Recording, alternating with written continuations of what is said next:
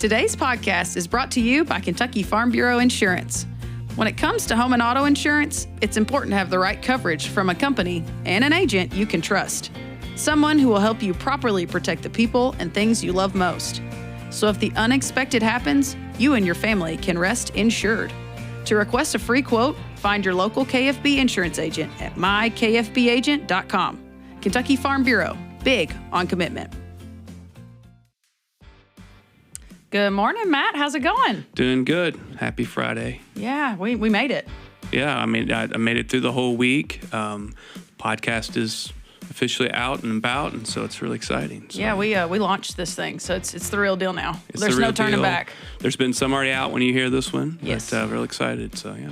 Yeah, we've got a cool guest today. Yes, I really like this guy. Our conversation was great, and just a genuine guy that's just working hard, good family man, doing his thing. So I think people are really going to like him. Yeah, one of my team members, so I'm biased, of course, but we're going to get to really learn about his family. That's my favorite part of these early episodes. You get to know people. So we're excited to get started, excited for you guys to hear it. So without further ado, I'm Renee Carrico. And I'm Matt Hilton. And this is Between the Rows.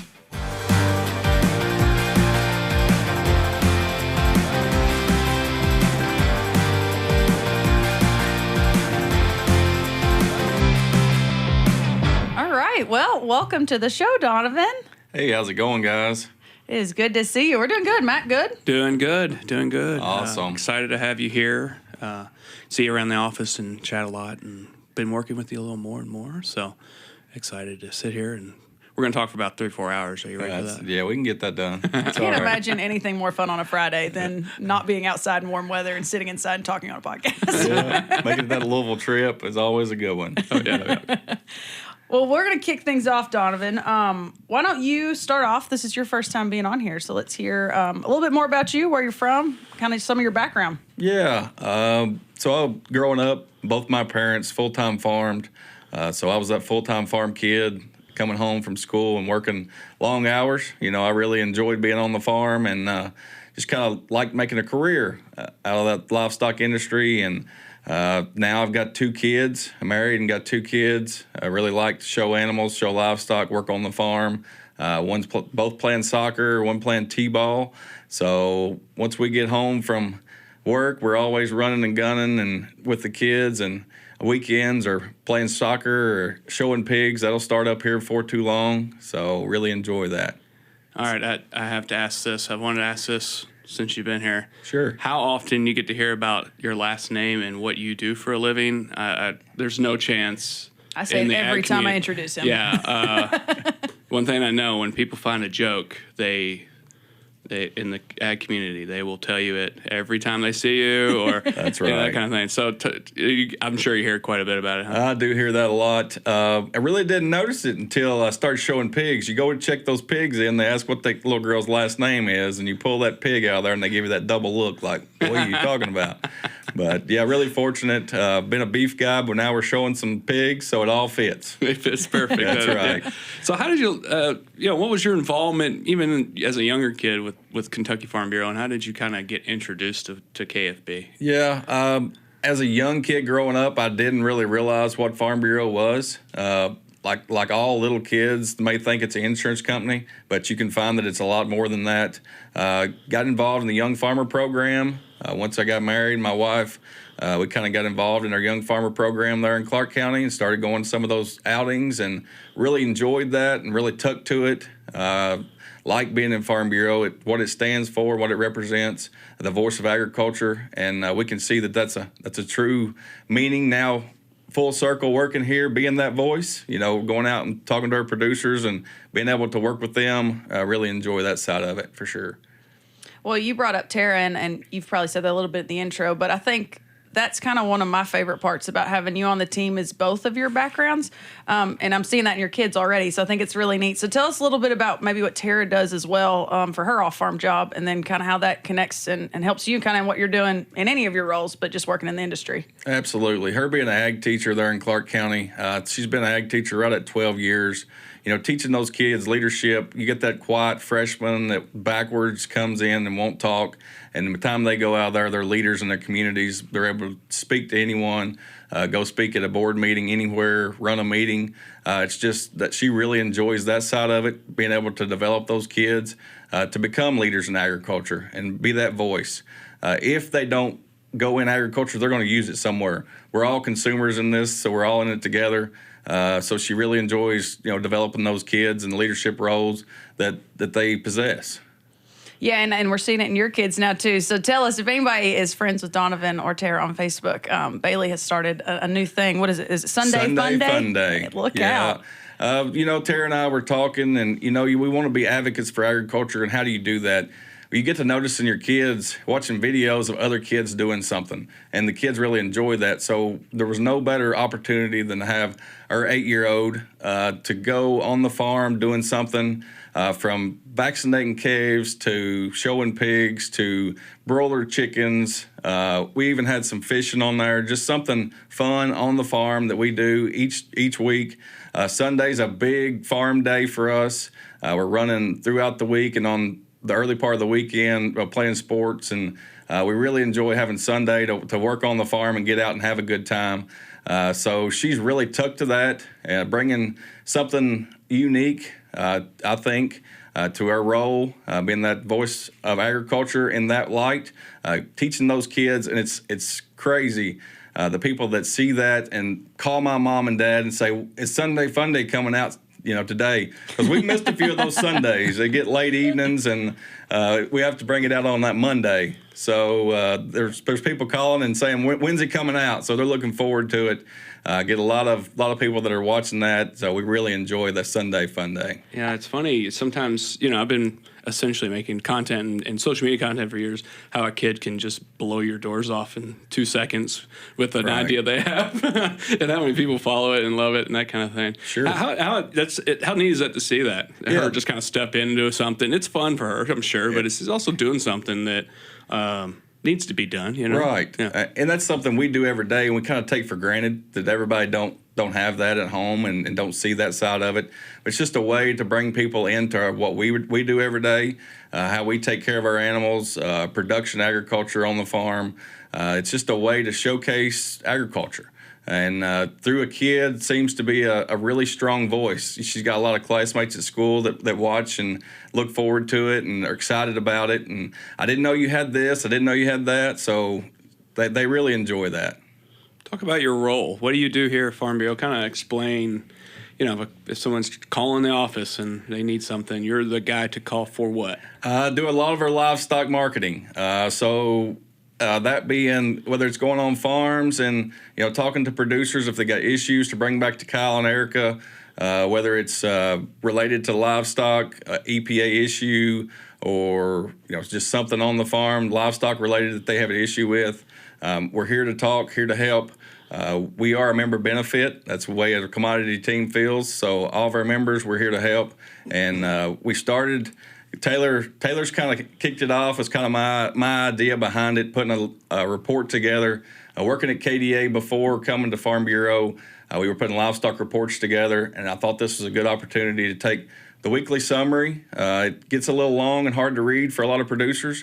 It was a way to kind of condense it down and kind of a snapshot in time to see what real average across the state of cattle were week over week and kind of see those differences. It also compares our value-added cattle week over week, so people can see, where it pays a premium to vaccinate and castrate and put groups of cattle together and sell those. Yeah, and Matt, for the listeners, this. I was in this role right before Donovan, and it's so interesting. We work great together. Our whole team works great together. But we have such different personalities and different strengths within livestock. It has been like a hand in a glove putting him in this role. And one of the places I lacked, I think, was that constant presence at the stockyards. And Donovan, in his previous role at KDA, already had those connections. So it's so neat. People are so comfortable. I mean, people called me, and they still do, about a lot of things. But it's totally different aspects of the industry they call about. And when it comes to the yards and marketing your cattle, specifically, but when it comes to any of the livestock, if we've got something on the marketing side, they feel so comfortable calling Donovan because he's either been there when it's selling or he is has the connections with those people to be able to get those answers, which I think is incredible. So quite frankly, you're not in the office very much. Not a whole lot. I'm in usually 2 days a week. Other times out on the farm or in the stockyards, like you said. Able to kind of be out and talk to those producers. Have a lot of those phone calls to say, well, should I sell cattle? And I'm not going to tell you whether you should sell cattle, but I'm going to tell you what the market's doing and how it's reacting. If there's an issue comes up and the market reacts, and a lot of people get nervous when they see that $4 down on the futures market just because of an issue. And a lot of times you got to settle them down and tell them just kind of let it play out. Give it a few days, see what this market does. A lot of times it'll rebound if it's nothing major. So that's kind of my job, and be able to kind of be that voice and tell them, what I think, what this market's going to do and what the reaction should be. Yeah, I mean, I think there's lots of ways we can communicate. We're doing one today, obviously, but we are a get-together, chat, face-to-face organization. So having you got to remember that eating part. We like to eat at Farm Bureau, absolutely. There better be a couple different types of meat. Yep. Let's do it right. A couple desserts. We like dessert at lunch, breakfast, all of them. Yeah. But that's important that you're there. Absolutely. That you're face to face with these folks. You think? Yeah, and like I said, meeting people at their farm gate a lot of times. They don't want to come to a meeting or don't have time or the availability to come to a meeting.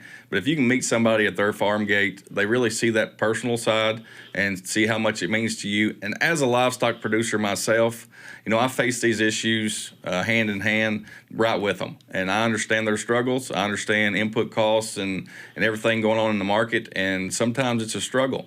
And I get that on my side. So I'm able to relate to our producers really well. I feel that that's one of my strengths.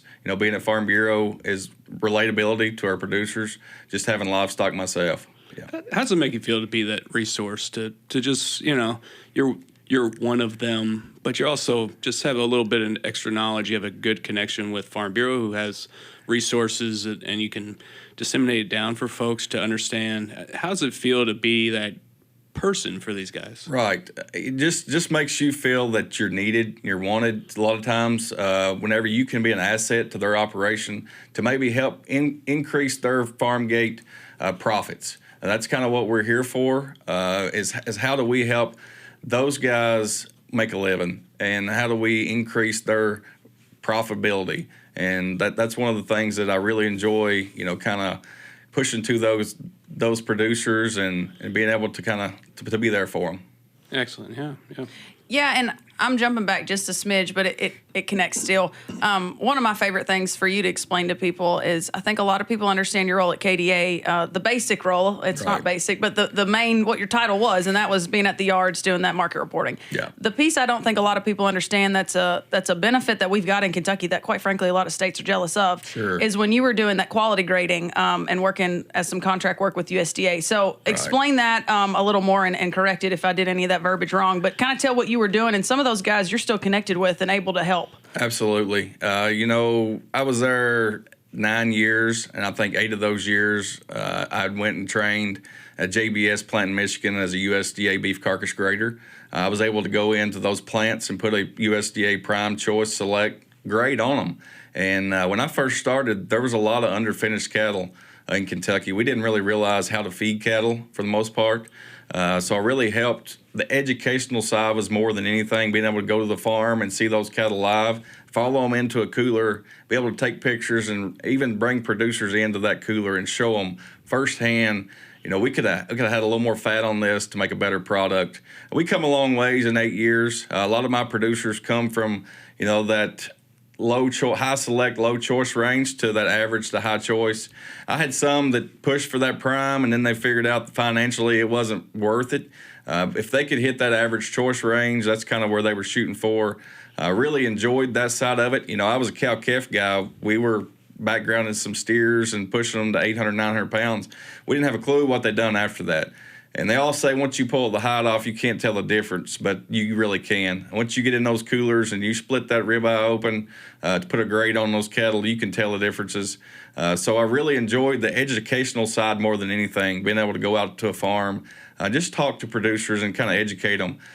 Feed rations was a big thing, how to feed cattle, how long to feed them, and being able to educate them on what we're looking for when a calf's finished. I think that was one of my biggest goals and something I accomplished at KDA while I was there. Yep. And Matt, that's one of the things I think is cool about this podcast is no matter what type of member is listening to this, I'm sure a lot of them are wondering why a prime steak is so dang expensive. And it's that statement right there. Right. That moving into high choice, Yep. that's a big step for a producer. Right. Moving into prime is an expensive step, to be quite honest. So I think it'll be cool for people to listen to hear some of these kind of things and be like, oh, that's why a prime steak at the grocery store is something I just walk right past because I saw that price tag. It's interesting to them to know why and not just think that, you know. But as a consumer, I've had a prime steak. Pretty good. Worth I'll it? tell you. As long as Farm Bureau was buying, it was okay. I'll say I get it. I get why we say prime to that for sure. Yep. Yeah. I think what's neat about your story and your wife's story is that you still do farm. Right. You're both outside of the office or outside of the farm, and you have your own jobs. Why? You could just not. And Right. why keep doing it? Why keep that farm going? What do you see as the benefit of just still doing that? Well, just like that Sunday fun day, getting those kids involved, being able to get them out on the farm. There's no better place to raise a family than on the farm, in my opinion. You learn some work ethic in those kids. I mean, they've got show pigs they've got to take care of. They've got lambs, they've got chickens they've got to feed. So it's being able to get those kids engaged and being able to, show them what hard work really is and raise a family on a farm. I think there's no better way, truly, Matt. I really enjoy it. Growing up full-time farming, I always knew I would farm, but it is a struggle to make it just full-time farming anymore. So having an off-farm job is a great way to fund that at farm home, so really enjoy that. Yeah, I mean, do you think it keeps you grounded and on the boots on the ground, literally on the ground doing it Absolutely, yourself? And that makes me relatable. I'm out here. I sell cattle. I feed cattle. It's all the same, and I understand. I'm able to relate to our producers because I have the farm at home, and I know the struggles. Right. Yeah. Right. So speaking of struggles, you segued right into my question. You travel more than probably any of us, getting to be on farm. So a lot of us travel, but you're with them. What are you hearing across the state? I mean, if you talk to the grain guys we've talked to in the last couple of weeks, they're the woes of the prices we've got going on, and they're trying to decide what the plant mix while they're planting right now. What's our crop mix? For the cattle side, they don't want to hear a complaint out of cattle because they know what that market's been doing. We've had a dip. We're making a recovery. Kind of what are you hearing across the state when it comes to, are we having guys sell out? Are we having guys to hold them longer and put more pounds? What's kind of the things you're hearing out of our guys? Yeah, I think that's a lot of it is availability of land, being able to keep those that farmland in farmland and being able to transition. I know as Farm Bureau, we've kind of come out to that farmland transition, and I think that's a huge issue we face in agriculture is keeping that farmland engaged in farmland and production agriculture. They don't make any more of it. Once it's gone, once it's in production of some, real estate, it doesn't come back. So being able to keep land as farmland, I think, is one of our biggest struggles, something that we face in the industry. Yeah, someone to understand livestock wise, like what's a good ratio of acreage to I don't know this. And I think that'll help people understand. Like you can't just have a little piece of land and have like 300 head of cattle on it, right? Right. It's usually 1.5 acres per head of cow. Just depends on your hay you need off of that. Right. So we've got to have the acreage to produce the product that we produce. Right. I mean, we've got a really good forage base here in Kentucky. We're able to put some cattle out on grass and on some of these hillsides that really works. So we've got to keep that land in agriculture. Right. On the value add side, do you see there was a big boom of that after COVID, of course, and you were living that life over at KDA and helping a lot of guys learn how to get the quality meat to be able to market it. Now, with the market the way it is, do you see people jumping into that, or more of the ones that got in are honing in on it? A lot of them are staying in, but I will say that when cattle get high, they tend to slack off on the value add side. They feel like they can get enough out of them if they take them to the yards, and they're happy with that. But once you build your customer base, and that was one of our biggest struggles at KDA, is a lot of folks wanted to feed cattle, but they didn't have a customer base to sell to. But once you build that customer base, keep those guys and be able to keep selling product, It's kind of one of our biggest challenges on the value add side. They've got a customer base, and now cattle are high enough they don't want to fool with it because it's a lot of time and effort, putting retail cuts in people's homes or in people's freezers. It can be a challenge. And a lot of my guys that started, they thought it was no big deal to feed cattle, and it's not. It's not a big deal to feed cattle, but being able to get rid of that product and the time and effort it takes to sell product to a consumer is a lot of dedication there for sure.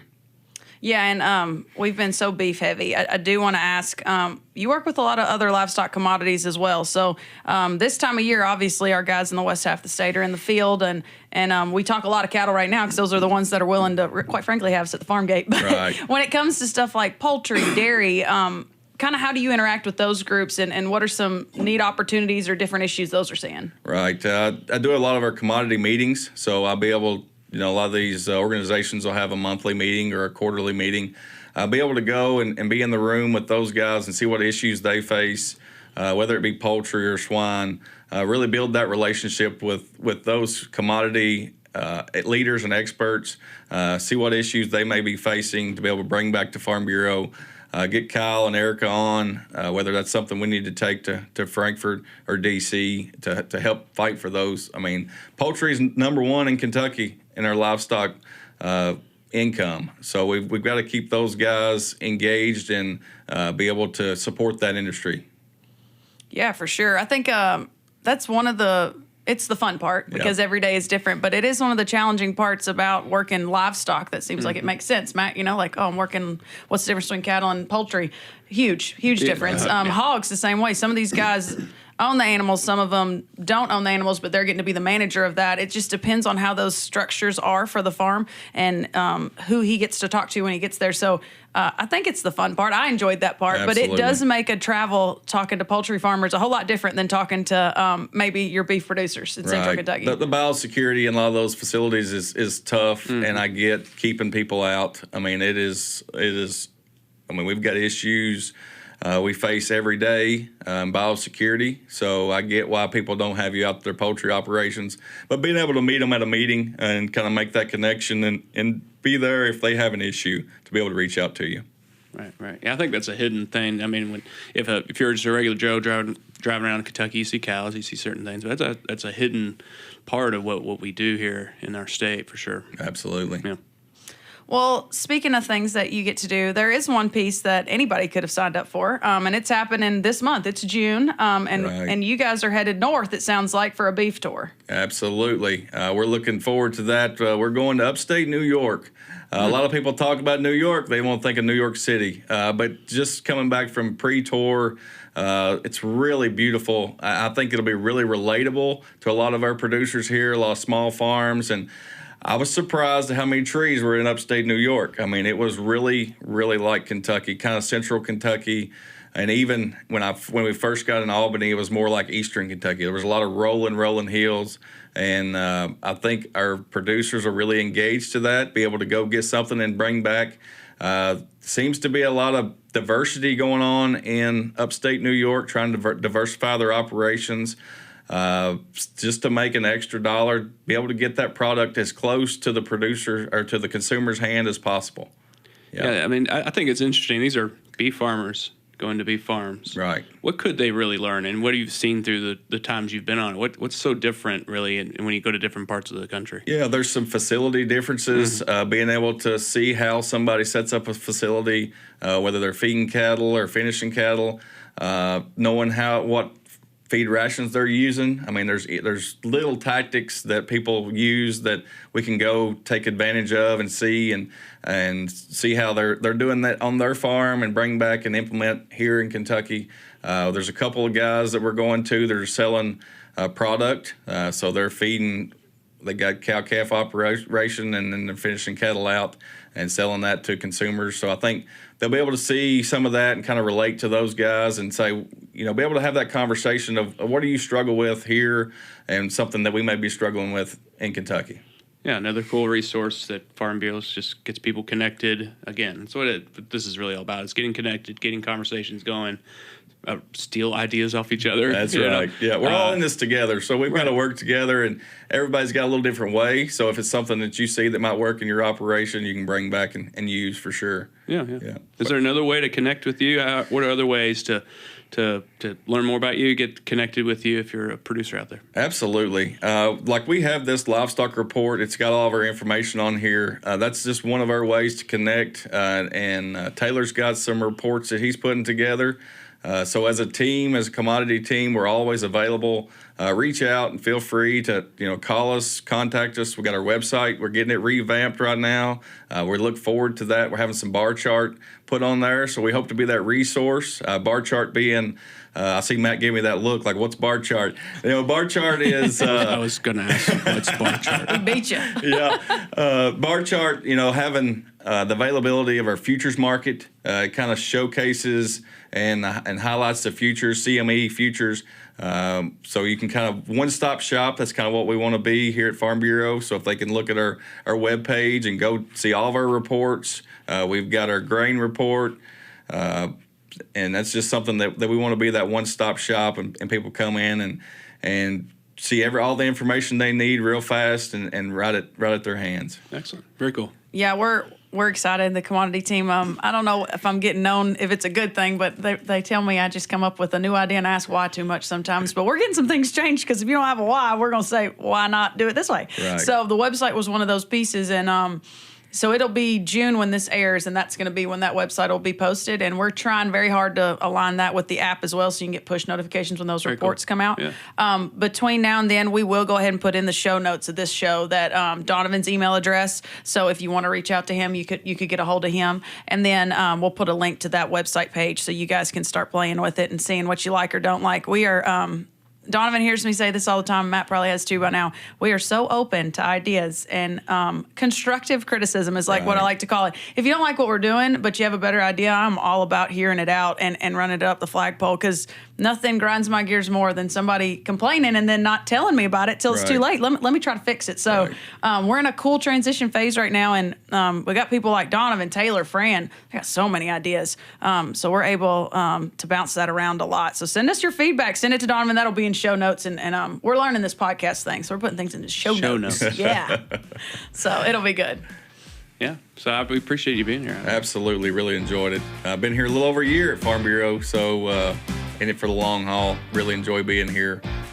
It's a great organization to work with and work for, so really appreciate the time. Thank you. Well, we can't thank you enough, Donovan. And thank you, listeners, for joining. Make sure to subscribe to our larger podcast, Kentucky Farm Life, to catch our next episode. And we'll see you next time on Between the Rows.